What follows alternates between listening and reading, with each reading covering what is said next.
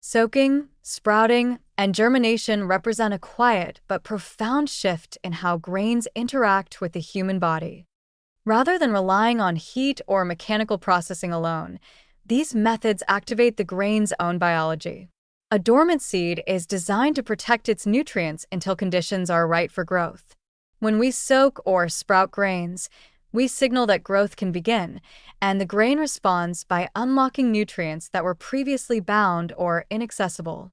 From a positive analytical perspective, this is not about correcting a problem with grains, but about aligning food preparation with the way plants naturally release nourishment. One of the most important changes during soaking and sprouting is the reduction of anti-nutrients, particularly phytic acid.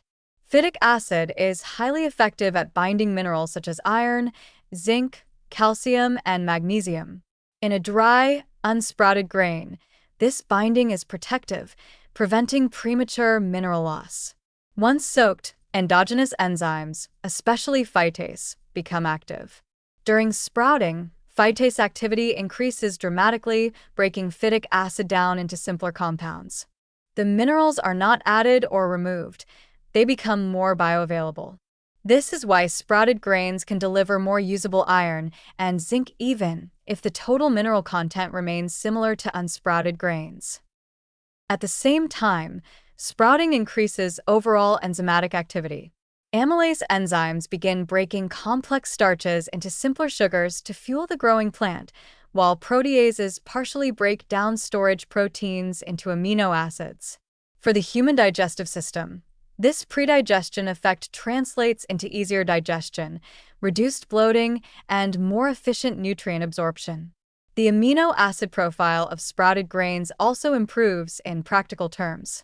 While total protein content may decrease slightly as the seed uses energy to grow, the proportion of essential amino acids, particularly lysine, which is often limiting in grains, tends to increase. This makes sprouted grains nutritionally denser on a per-calorie basis. Wheat is one of the most studied grains in this regard. When wheat berries are soaked and sprouted for 24 to 72 hours, phytic acid levels can drop by 40 to over 70%, depending on conditions such as temperature and moisture. Enzyme activity rises sharply, and B vitamins, especially folate, show measurable increases. From a functional standpoint, sprouted wheat becomes sweeter and softer, which reduces the need for added sugars in recipes. This natural sweetness is a byproduct of starch being converted into maltose and other simple sugars to support germination. Rice, often considered nutritionally simple, responds meaningfully to soaking and germination as well. Germinated brown rice, sometimes called GABA rice, accumulates gamma-aminobutyric acid during sprouting. GABA is associated with calming effects on the nervous system and improved glucose regulation. Soaking and sprouting rice also increase magnesium and zinc bioavailability and improve texture, making brown rice less chewy and more approachable without stripping away the bran. For populations that rely heavily on rice, these changes can have cumulative benefits for metabolic and neurological health. Corn behaves somewhat differently, but soaking and germination still play a role, especially when combined with traditional processing. When dried corn is soaked and allowed to begin germination before nixtamalization, enzymatic activity increases and protein digestibility improves.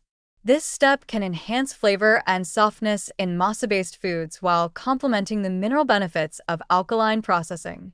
From a positive perspective, these layered techniques, soaking, sprouting, and nixtamalization, demonstrate how traditional food cultures intuitively stacked methods to maximize nutrition. The practical side of sprouting grains at home is more approachable than it appears. Wheat berries can be rinsed, soaked in clean water for 8 to 12 hours, drained, and then kept moist in a jar or tray, rinsed twice daily. Small sprouts usually appear within 1 to 2 days. Once sprouted, the grains can be eaten fresh, dried for storage, or cooked into porridges and breads. Rice requires shorter soaking times and warmer conditions. After soaking, keeping it slightly moist encourages the early stages of germination without producing long shoots. Corn intended for masa should be whole, dried corn kernels, soaked thoroughly, and allowed to show small signs of sprouting before further processing. In the kitchen, sprouted grains lend themselves to simple, nourishing recipes. Sprouted grain porridge cooks faster and develops a naturally creamy texture, often needing less sweetener or fat to feel satisfying. Sprouted wheat or rice can be blended into batters for flatbreads, pancakes, or steamed breads, producing softer textures and richer flavors. Even partial substitution, using sprouted grains alongside regular ones, can noticeably improve digestibility and nutrient density. The measurable benefits of these methods are well supported by nutritional research. Studies consistently show that iron absorption from sprouted grains can increase by 20 to 60% compared to unsprouted forms, largely due to reduced phytic acid. Zinc absorption improvements of 15 to 50% have been reported depending on grain type and sprouting duration. These numbers may seem modest in isolation, but across daily meals and over years, they can significantly influence mineral status, particularly in diets where grains are a major calorie source. What makes soaking, sprouting, and germination especially compelling is their gentle nature. They do not require advanced equipment, high heat, or industrial processing. Instead, they rely on time, water, and biological intelligence already present in the grain. From a positive analytical viewpoint, these practices expand what grains can offer without demanding restriction or elimination.